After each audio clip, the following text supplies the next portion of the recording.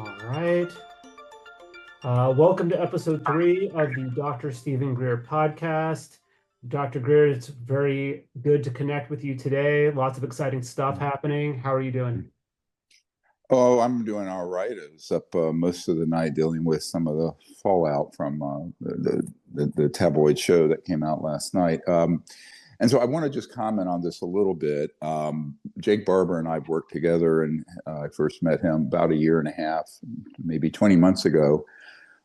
He's a special forces guy who is also embedded with a major aerospace company. Now, I know what all those affiliations are. He did not disclose it. Now, the important part of what came out, if you take out all the other noise and the production itself on that News Nation show, is that he and a group of other people are beginning to put their toe in the water, releasing information and what they've been involved with in retrieving extraterrestrial vehicles, or the pop culture now, or government acronym term now is NHI, non-human intelligence craft. And there is a great deal more than what you saw in that episode.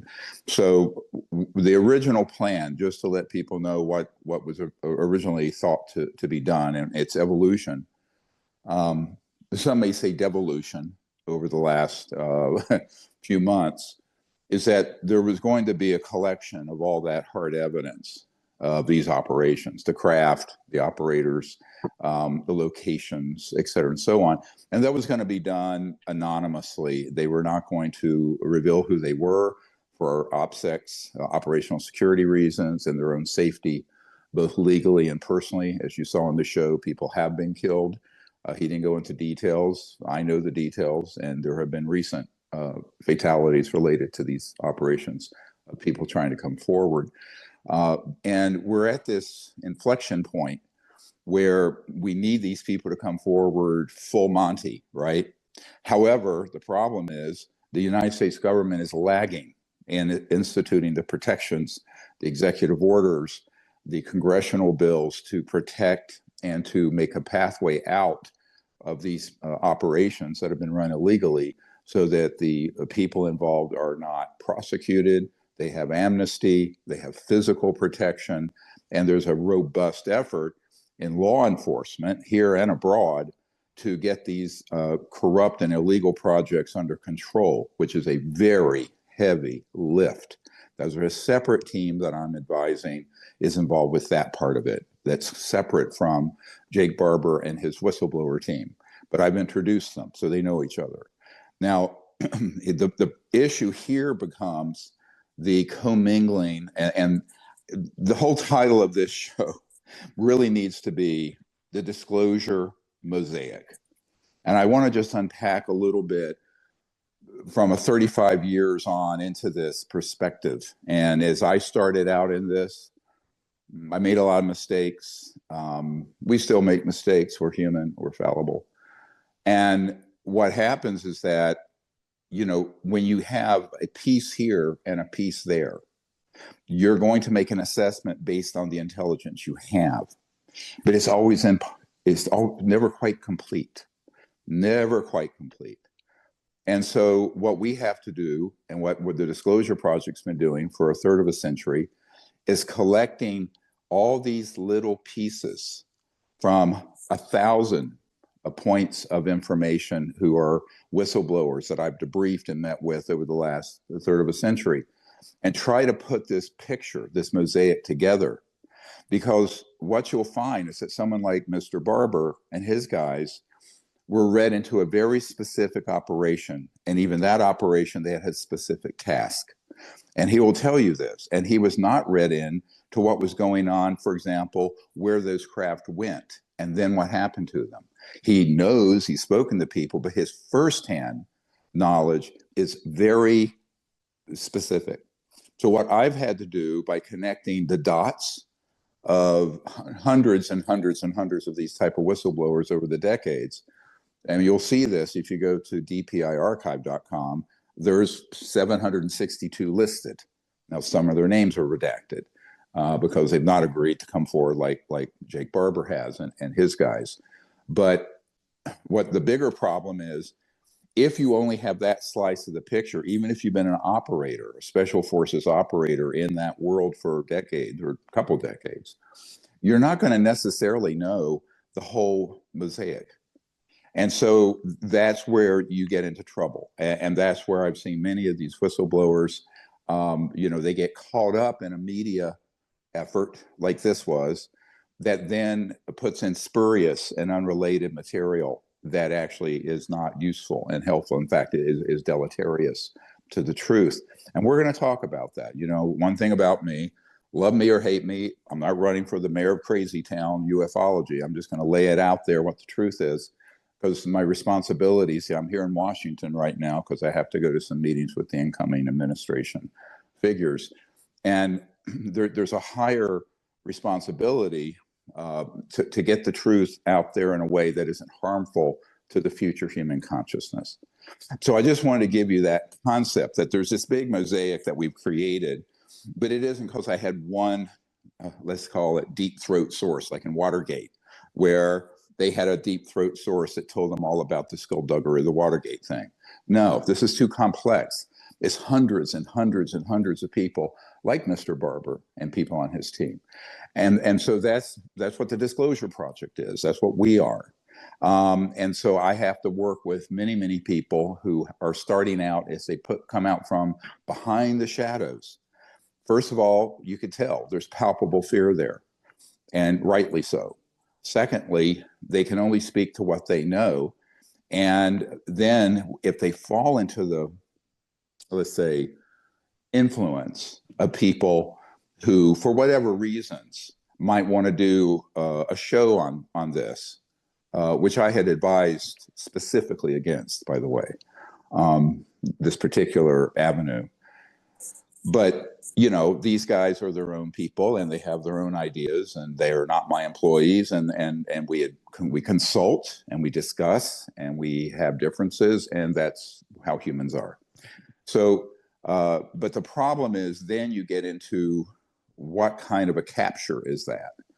Now, I use the term capture for when something legitimate comes out and where there's academic capture on this subject, where there's undue influence to alter the results of a study.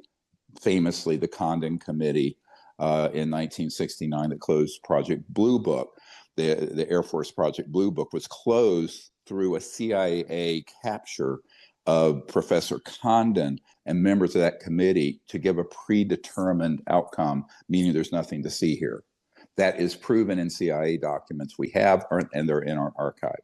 So this goes on in media. So there's media capture, there's academic capture, there's government capture, there's the capture and the gaslighting of members of Congress and of presidents.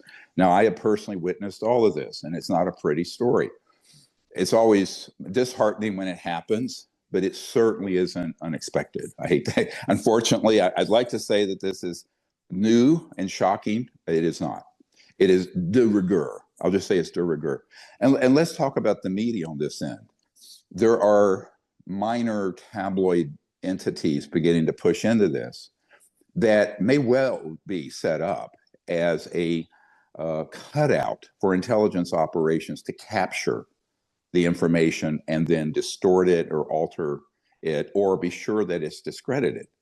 For example, we know from Bill Graham, who worked very closely with the National Enquirer, that the founder of the National Enquirer was in the CIA Psychological Warfare Programs Division, PSYOPs. And he was set up and sent out from the CIA and also funded by some mafia money to start the National Enquirer. This is all a matter of record. And they were the media outlet that UFO-related disclosures, even legitimate material, was sent to, because the tabloid, the National Enquirer, was so discredited as a credible news source that by associating the subject with the National Enquirer, it was intrinsically defamed. It was neutralized that way. So you have to understand how these games were played. And I just wanted to give that perspective historically. Now, in this particular instance, what's very important is that there's a group of whistleblowers who have worked directly on these retrieval programs and in other areas. And for example, that particular footage of this egg-shaped object, which they are saying is non-human extraterrestrial. We know that there are definitely small extraterrestrial life forms that are on the order of a couple to 3.5 feet tall that travel in these very pearlescent, it's not just white paint. When you said pearlescent craft, it's a very unusual material. And they're not very big, 20, 25 feet across. But if you're only 3 feet tall or something, that's a nice, it'd be like me being in a 40-foot diameter disc because I'm 6'4". So I think that we know that is a type of NHI craft or ET craft. Now, where it gets a little confusing is that in the show, they said this is like the one captured by the Navy pilots that was white. But see, this is the lack of research and knowledge by the producers. That craft was from the Lockheed Skunk Works and man-made. So remember, you're going to have craft that are non-human, and then there are the copycats, the facsimiles. And those have been created on purpose because they can engage in deceptive operations or false flag operations with those man-made craft that look indistinguishable at this point from a non-human NHI ET craft. So I'm giving all of you this information as perspective as we go through and unpack what was on that particular show, and some of the other misinformation in there. That's a key one. And anyone astute who knows the material, people like Michael Schratt and others that have studied the man-made retrievals versus the extraterrestrial ones, and just as Jake said, often you'll be on a retrieval of an advanced technology, anti-grav out of the Lockheed Skunk Works or Northrop Grumman or Raytheon. And when those go bad and they have malfunctions, there is a team that's identical to the team that goes out and gets the ET ones because they're both at that level of classification, the Delta Force guys and these Special Forces guys. And I've debriefed many, many of them, like Jake Barber. And in fact, recently we have a witness who was going to come forward last year, year before in 2023 at our National Press Club event, who was on a retrieval team in a different area from where Jake is operating, but in the Northern Nevada test range. And you can go in our archive and see that. He was going to come to Congress and also to Aero, but he was threatened by these folks who wanted him to be quiet. And they had embedded child pornography on his phone and on his computers and said, we'll put you in prison for the rest of your life if you take one more step forward with Dr. Greer. So that happens all the time also. Now that should be something where the people doing that are arrested for witness intimidation because these people are coming forward exposing a criminal operation. In other words, those operations that, and he won't say this because he's being told not to, I will, that Mr. Barber in are absolutely unknown and unsupervised by the president and the Congress and are a priori criminal enterprises. This can be proven in any court. Now, what that means is that until the U.S. government has enough of a intelligence briefing and a focus to fix that, these courageous men, and I know Jake is a brother and he's a friend, Jake Barber, and these guys are really at risk because the U.S. government, the Congress, and the White House have failed to advance what we recommended to President Bill Clinton. You can see this in our archive in 1994 and 1995. It's making progress. I've seen drafts of executive orders doing what we're asking for that are on the desk now. Frankly, I've seen them. I won't say how I got them or where I got them from. They're real.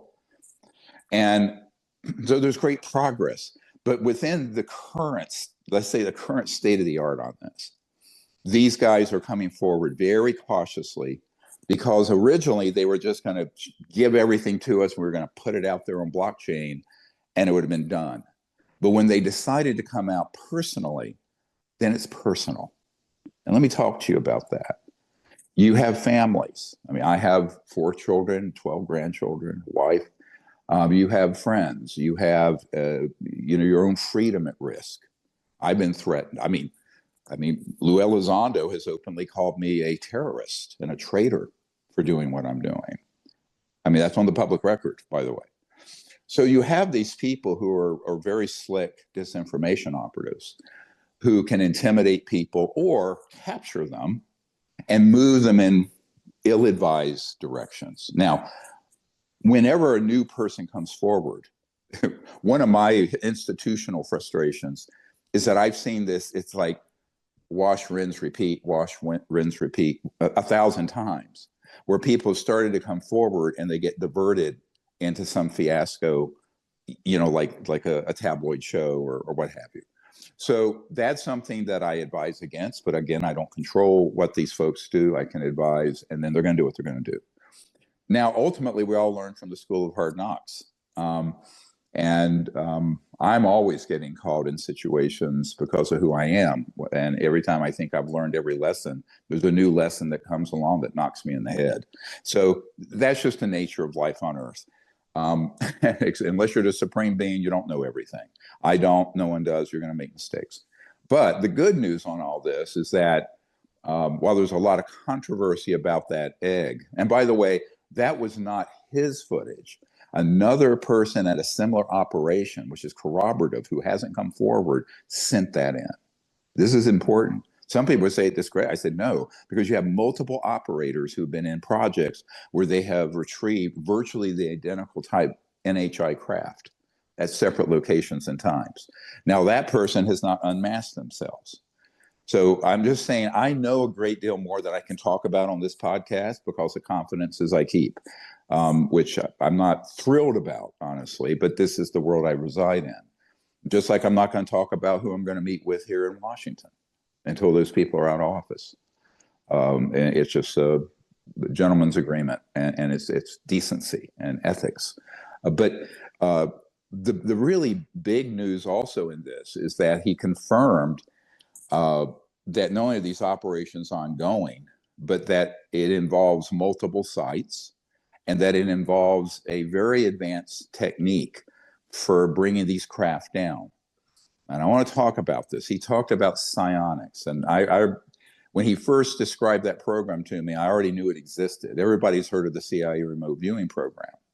But what people didn't know about is that they had taken the concepts of close encounters of the fifth kind, the CE5 contact. You can go get the app, you'll see what it is, that trains people to be peaceful ambassadors to these civilizations, right? And they took it, and back some years ago, before Mr. Barber was involved, began programs using electronics and drugs and other techniques to get these what are called P3 operators, these psionic operators, to be able to use consciousness to interface with the trans-dimensional electronic systems that are part of the guidance and control systems of these non-human spacecraft. And they succeeded. Now, he has told me, and others have told me, most people in those programs end up being killed or dying because of the rigor of it, or end up in a coma. But the ones that survive can be very, very accurate.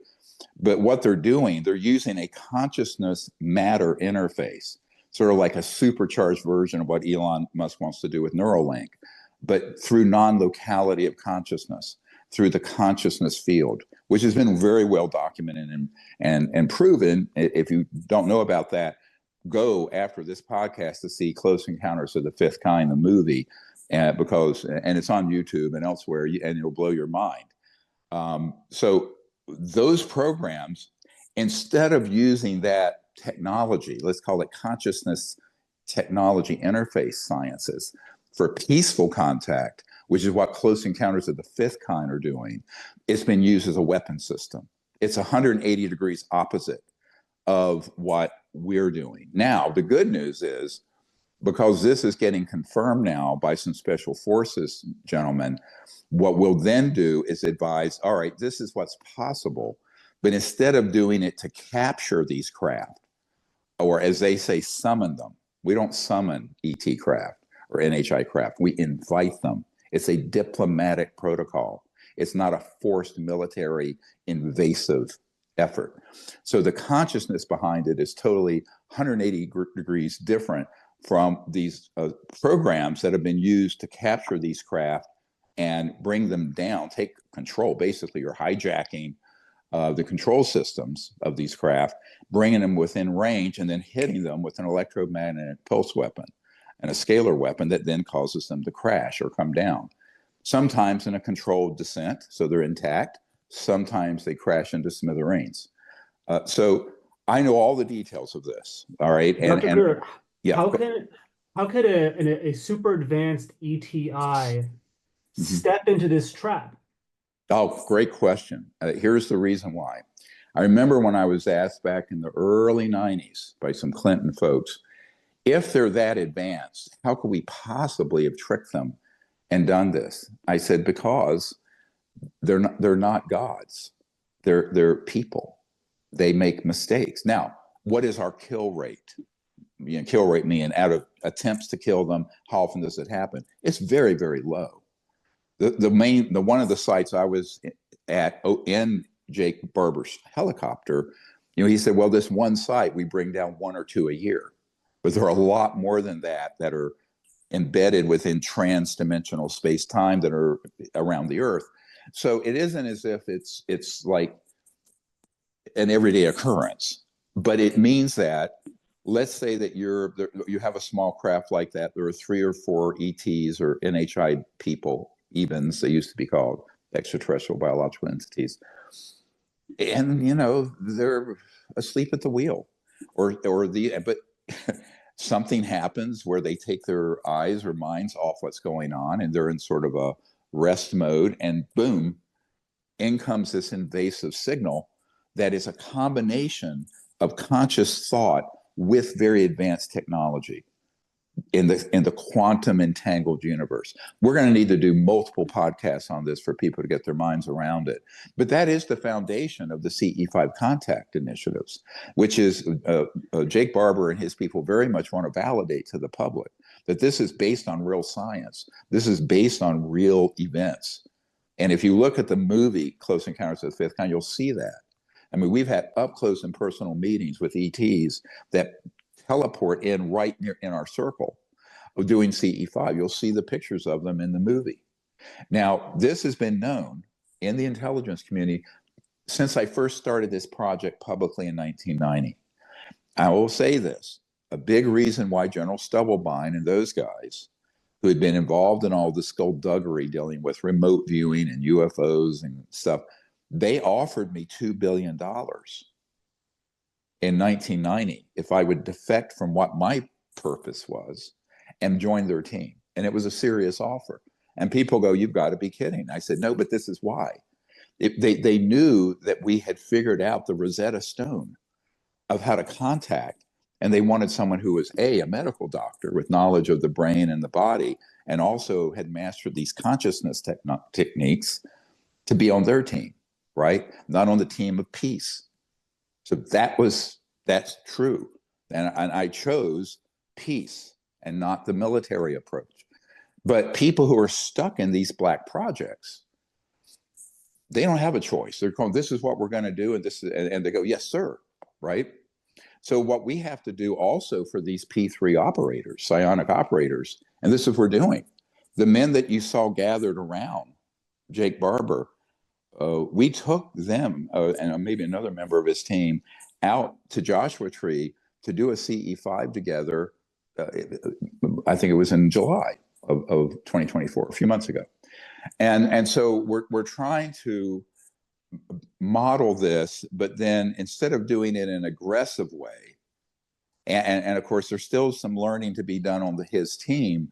We don't summon them. They're not called in like a valet for the, Earl of Downton Abbey or something, They're not just summoned.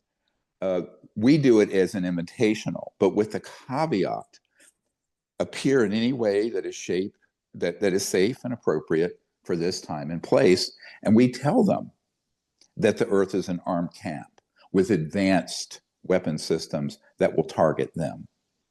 Now, let me pivot to one other thing that was a huge mistake in the show.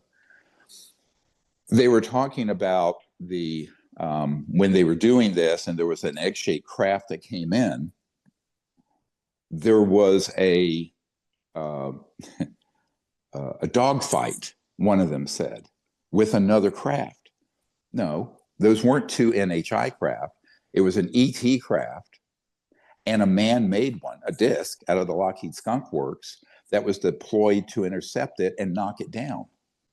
So this is absolutely true. Now, people who've been on my team, like Raven and others for 25, 30 years, if I've seen that once, I've seen that 1,000 times, where we have vectored in and invited a craft to come in and foop, conventional aircraft, but also these weird man-made UFOs, UAPs come in, and then that object, because we've alerted them this could happen, vanish. They dematerialize. So we've seen this thousands of times, literally, over the last 35 years.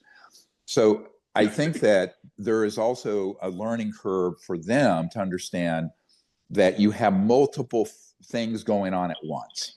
You have the human dimension, you have the non-human extraterrestrial craft and people, and then you have this dark operation that needs to be stood down immediately. This is in the executive order recommendations, where those weapon systems are turned down and off, and we pivot to a more diplomatic approach officially from the US government, but also from governments around the world. And I'm advising people who are leaders in other countries that we're at that point where we need to come together as a people, as one world people, peacefully, and make contact with these civilizations for dialogue and for cultural exchange and for peaceful advancement of humanity as we become an interplanetary civilization.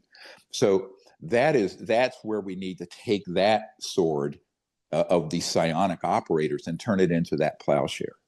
But I just wanted to unpack some of the nuances that were kind of mushed together in the show and unpack it and provide some clarity. But the purpose of this podcast is going to be, because this is going to pick up steam now. They've dropped one little bit of evidence and these guys' story, but it's going to keep rolling. I know what the plan is here. And what we're going to need to do each time that happens, they're going to be the echo chamber of the UFO community and the media, and particularly the lower end media, that will misinterpret things, distort things, or deliberately distort things. And in this case, in this show, I don't know if it was just a lack of knowledge and research on the part of the producers, or if it was a deliberate act of misinformation. It could be both. And I don't know, because I wasn't involved in that production at all whatsoever. In fact, I advised against it. But nevertheless, that's where we are. Now, what I think looking forward, and I'm always forward looking, is that footage of the retrieval of that egg-shaped craft, I know is the tip of a very big iceberg that's sitting there in a secure area. Again, the original plan is that we were going to get that and push it all the way out through every celebrity network, every podcast, the U.S. government, everything. But because they wanted to come forward personally to attribute it, they then started to ratchet it down to sort of a slow trickle, and then see, and this is what I've been told, see what the U.S. government does, see what the media does, see what the public does. And so they're sort of like sending up trial balloons, if you know what I mean, where you send up a trial balloon, see what's going to happen, see if it gets struck down. So I think for them, the group of people, and it's not just Jake Barber and the guys you saw, it's other people, are looking at that. Now, the best way— Is that a sound strategy, Dr. Greer? I'm sorry? Is that a sound strategy? It's not what I advised. And it isn't what some leaders in Europe and here in the United States, who are very highly placed, would have wanted to see. But this isn't my call. I mean, and I'm not the one who could be arrested or killed because I've been embedded in a very sensitive operation. So I don't judge that. But I'm very direct and honest. I'd say, no, I would absolutely not do it that way. I think it's the most dangerous way to do it. And I think it's not effective, because if you really want to move the needle on this, you need more than a few seconds of a spherical egg or egg-shaped object starting to be moved underneath a helicopter. You need multiple corroborating people. You need to know the location. You need to unmask the operation. You need to unmask the corporate name, because I know what they are. I know which corporation he's associated with and what they were doing. Those hard drives, those tough books that he went missing, I know exactly what those were, what corporation they were lost from, and what's on them. Okay, a pretty good idea what's on them. Now, so Can I you tell think that, us? huh? Can you tell us? Yeah, well, it was very detailed information about these operations dealing with NHI and man-made craft at these test ranges that he was assigned to, right? And I've been over both of the test ranges that he works out of, out in the high desert out west. So again, I've been over these facilities. I've known about them. What's interesting, he noted that in our archive, we had photos and information about both these facilities back in about 1994, 95. So before he was, I think he was still maybe in high school or just starting his career in the Air Force when we had already been read in on that. So you kind of go full circle here. But, you know, so that, but on the other hand, it's a very big step forward to have someone who's actually been an operator on the retrieval teams. Now, one other huge mistake that's been made, and this is the most damning one, the most dangerous, let me say, was the facile and incorrect association with personal injury and radiation with NHI craft. Let me be blunt. This is bullshit. All right. So I want to unpack that for people. An interstellar vehicle is not using a nuclear power plant.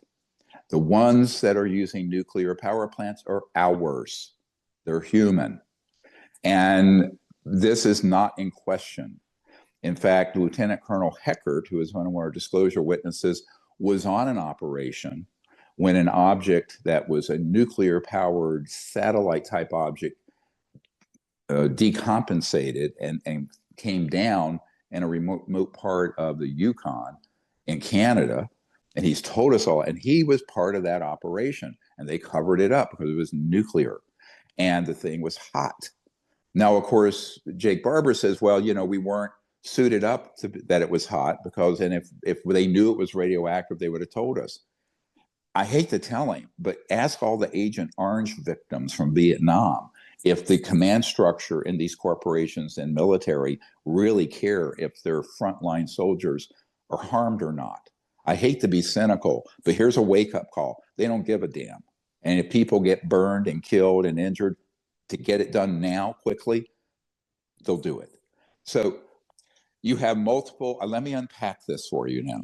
You have multiple objects, both in space and in aircraft, that are nuclear, that we have, that are highly classified, not just United States, but Russia and China. You have nuclear power plants on satellites that every once in a while go bad and they come down and they lose their orbit and they come in. That's kept very secret to prevent the public from being outraged. It'd be a scandal because it's new. It's like a dirty bomb falling over some part of the world.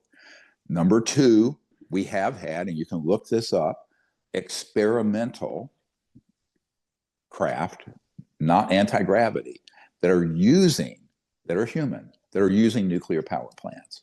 And when those go bad and go wrong, it ain't pretty, right? Because it's nuclear, right? And then you also have the third and most bizarre category.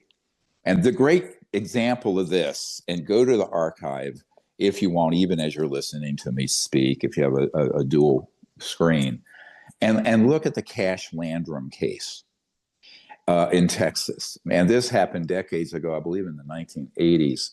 And this family, a 5-year-old boy and his mom and I think his aunt were driving along a highway north of Houston. And suddenly this weird thing comes down, spewing all kinds of sparks and energy. And they didn't know it, radioactive waste. What was that? Well, we know from Air Force Office of Special Investigations source Doty that he was the principal investigator out of Kirkland Air Force Base at the time, but he was assigned that whole region in New Mexico, that was a man-piloted craft out of Area 51, Nellis, that was an ET craft that they could not figure out how to get the propulsion, the energy system to work. So they stupidly put on one of these portable nuclear plants. The portable nuclear plant malfunctioned and it spewed this radioactive material on these poor victims. And I might say to this day, in a trajectory from that area of Texas north of Houston all the way to Fort Hood, it was spewing this stuff. So people who are in the fallout zone of that are still probably living on radioactive material. This is Dr. Greer, a big problem. I can hear the people on X right now saying, "Oh my God, Richard Doty, you're going to use Richard Doty as a source." So I want to put the question to you right now. Why use Richard Doty as a source? Well, look, he is a known disinformation person, but when we interviewed him, and you were there were certain things I knew enough about to get the correct answers from him. And I've heard that from other sources. He's not the only one. He's the only one that has said it on the record. So remember, for every person who says something like that on the record, I usually have 3, 5, 10 people who've been involved in projects where we have used these nuclear power plants on both things that look like UFOs, because we're trying to get them to work, aircraft, satellites. So this is not speculation. And then the question becomes, all right, if that has happened, and we can prove, it's a very well-proven medical case. Now, at the time, and until very recently, the UFO community could take that case and say, see, if you get contact with an NHI craft and the aliens, you're going to get burned. And this then brings me to this gentleman, Gary Nolan, who, interestingly, it was admitted in this show as a CIA contractor. And of course, I discovered that the hard way about 10, 12 years ago, or 11 years ago, when he took the Atacama humanoid biological research and deliberately falsified it. And this can be proven, by the way. It's been proven by the top genetic genome sequencing people in the world that was completely done deliberately and properly, and was reported out as a deformed fetus. Now, I still don't know what the Atacama humanoid is. It's in our archive. You can go look at it. It most certainly was not a deformed fetus, because it had growth plates of a 6-year-old in it, even though it was only 6 inches long. We don't know what it was. But here's the problem. You have someone now under contract with CIA doing, quote, academic research to prove that UAP contact events leads to these horrible injuries. When we have, and you had found, this document from Jacques Vallée talking about how they were staging alien contact events by the CIA for their psychological warfare value about how harmful they were. So what's the agenda here? It's the agenda we exposed 30-some years ago, and that Carol Rosin said that Werner von Braun, who invented the rocket for Adolf Hitler, warned us of, and that they were going to try to create a specter of a threat from outer space. And the only way to do that is to falsely create evidence, or evidence that exists that the CIA and other operations have created, and then label it alien when it isn't. So they labeled the Cash Landrum thing alien when it was human error. They label many of the abductions as alien when it's been staged by covert programs. They label mutilations alien mutilations, and they're not. We know who's doing it. We know how they're doing it. It has nothing to do with NHI, extraterrestrial aliens. So that whole psychological warfare effort, which began in the 50s, is going apace today. And one of the problems with people who are whistleblowers, who have lived in the sort of world of a very highly classified project, they come out into the subject of UFOs in the general public, and suddenly whatever they say can get folded and mutilated and folded into that false narrative. It happened to Grush. It's happened to many other people. I mean, all the way back almost 24 years ago, when we had the first national press club that was seen by 800 million people with 22 whistleblowers at the National Press Club here in Washington, May 9th, 2001. So this spring, it'll be a 24th anniversary. We had some of the people who had been at nuclear facilities where there had been these craft come in, and the famous case in Minot, North Dakota, where they took 18 intercontinental ballistic missiles offline. And of course, the people who were there told us they felt the ETs were saying, please don't blow up this beautiful planet. But if you're so crazy that you go to MAD, mutual assured destruction, which is our nuclear policy, one gets fired, they all get fired, and the whole world is gone, that we can intervene because we want peace and we want this civilization to continue. That's what they told me. Then you have someone, this Leslie Keene, come in, repackaged it, and went on a tour on CNN and everywhere else about the national security threat of the UFOs to our nuclear arsenal. Well, no. So you have one event, you have these events, and you have the truth about what was behind them, and then you have the spinmeisters in the media who turn it into the alien invasion threat. This has been a 70-year plan. And so one of the key things I'm going to do with this podcast is when there is information that's legit. Jake Barber is a patriot. He's legit. He was there. And it gets folded in either through error or lack of knowledge, or, as I say about this subject, a little knowledge is a dangerous thing. I don't know what went on with that production, but a little knowledge is a dangerous thing. So whether it's done by design and corruption, or whether it's done by just lack of enough knowledge, we have to clarify it, because the stakes are too high. Let me tell you what the stakes are here. This subject's going to come out now. And if it gets hijacked over and over again into these false narratives by nonsense, like contact with NHI UAPs, you're brain damaged and you're burned and this and that and the other thing, who's going to want to do CE5 contact if that's true? And it isn't true. But number two, it's going to pivot the politicians and the US government into a war footing or a threat, national security threat footing, when there shouldn't be. It needs to be rolled over into a peaceful paradigm of contact and open dialogue. So these sort of efforts to subtly turn and, of course, gaslight the general public who might see this material on a tabloid show or whatever, that is a very dangerous thing. Now, I have shared very frankly with Jake Barber and others that I'm working with that when that happens, I will come out and clarify it. And I'm not trying to be obstreperous, or somebody once called me a rock that won't move. No, because there's a singular purpose here, and that is to create a pathway in the human future that's peaceful, that involves a new world of new technologies, but doesn't pivot us from the current state where we're blowing each other up in all these regional wars and conflicts and religious hatreds, and just replace that with interplanetary war and conflict.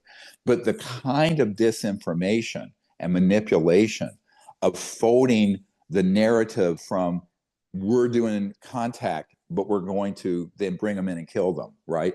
That's not CE5 contact.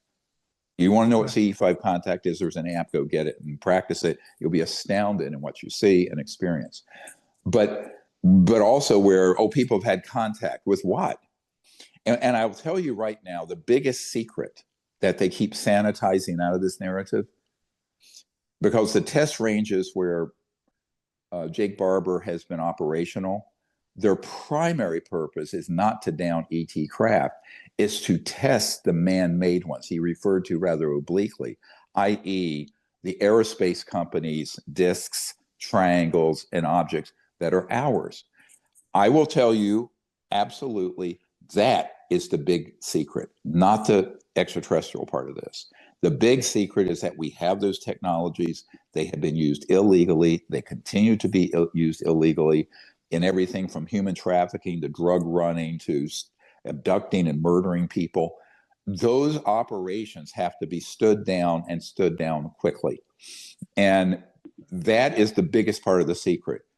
Actually, the powers that be in these covert programs want everyone to believe that everything that goes bump in the night out there is alien, and it isn't.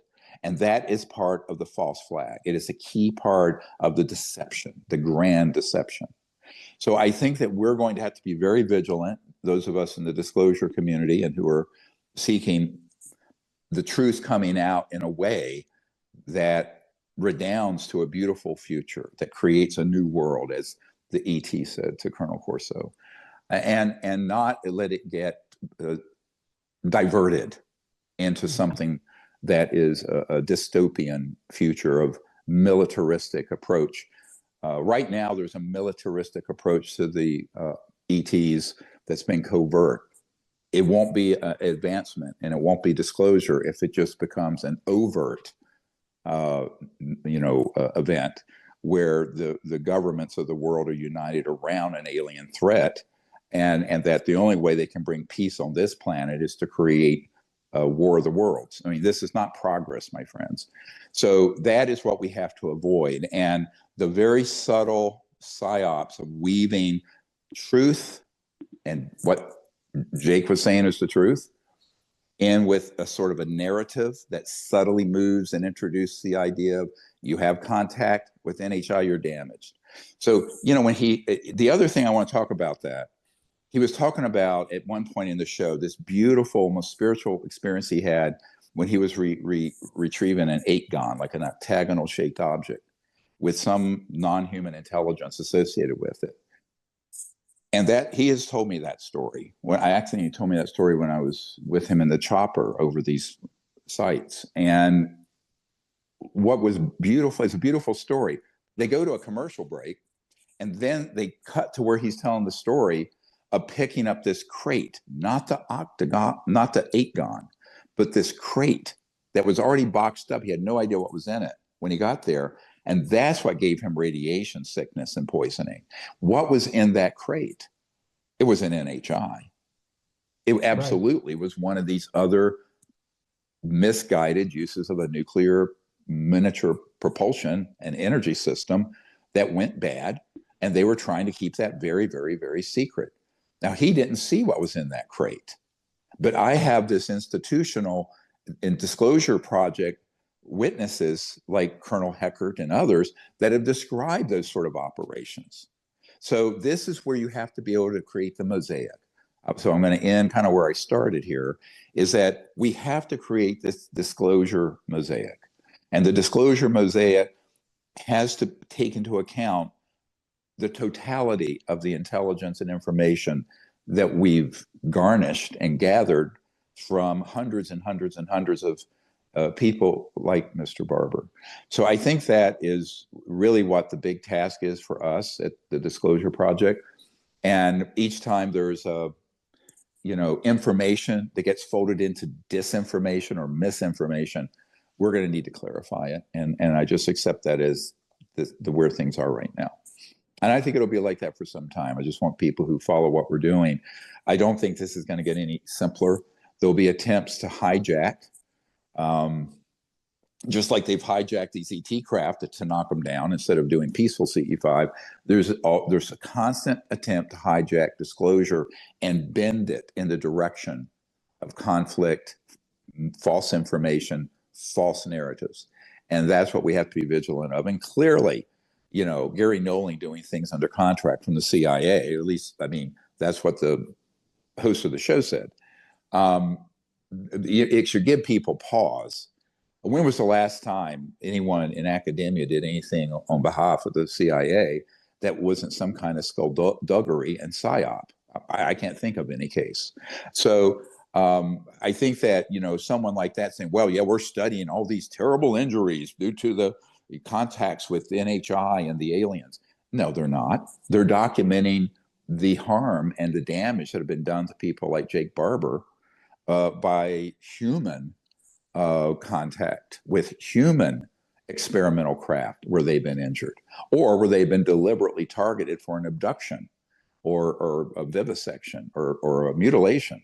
So that is a very horse of a different color.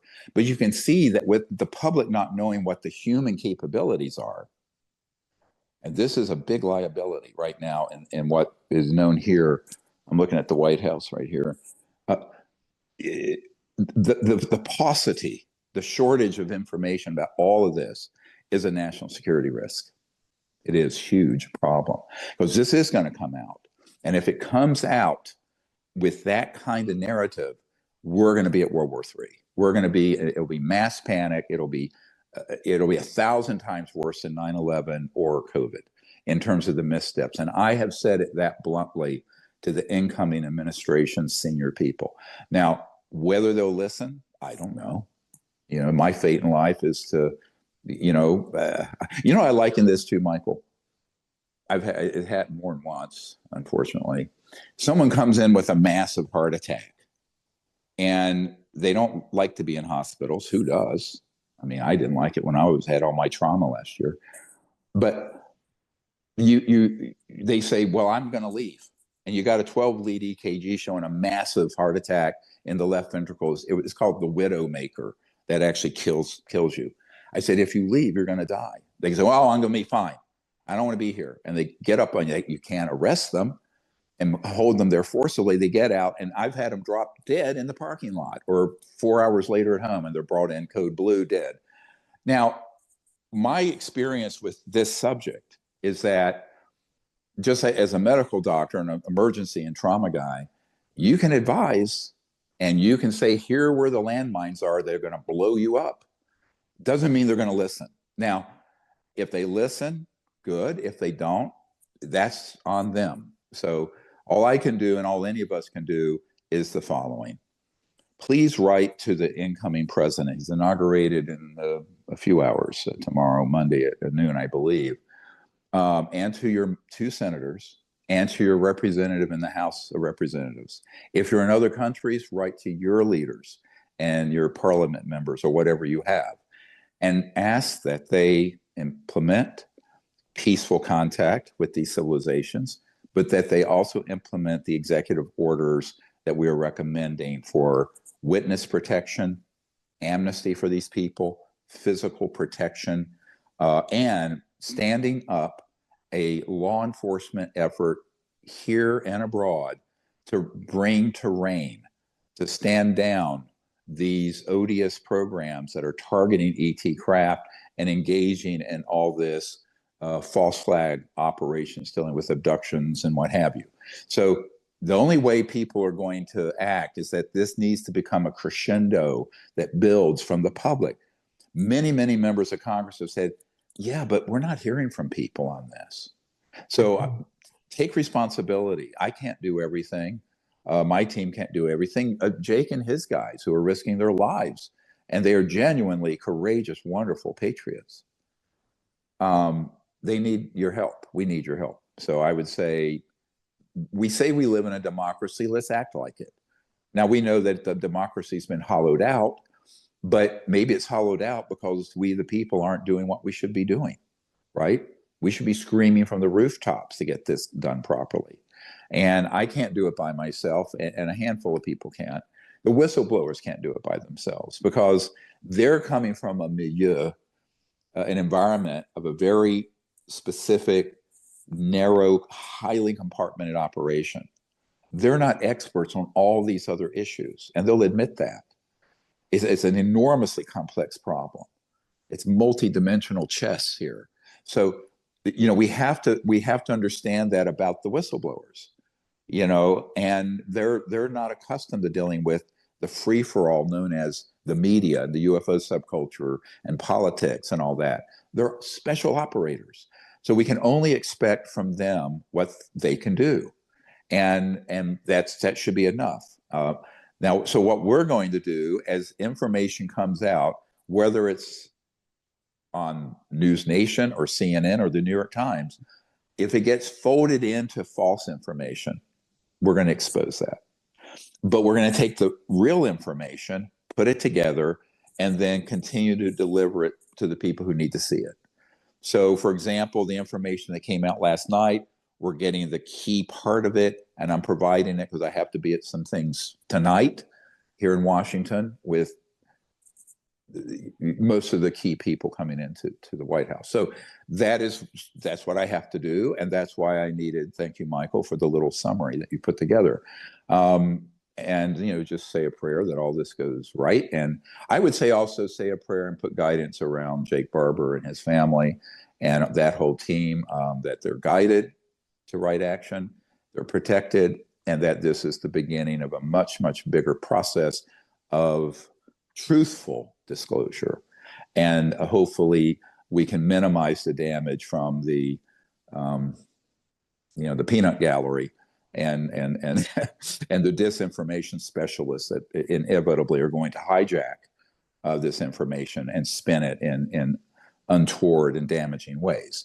So we have to make a distinction between the data, the information, the evidence, and the direct witness testimony, and how it might be intercepted and then altered.